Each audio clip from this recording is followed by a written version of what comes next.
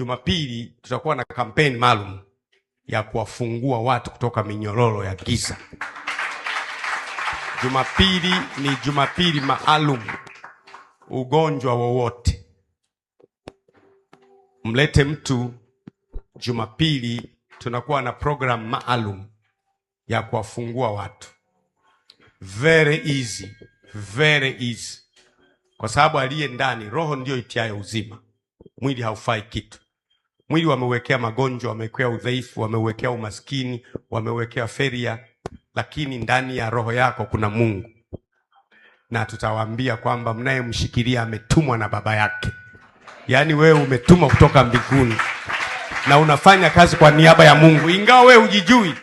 Na usiseme kwamba unajua mimi labda kwa sababu nilikosea sana. Sio wewe.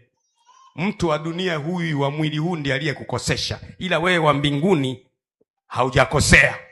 Wewe lazima upenye, lazima utoboe.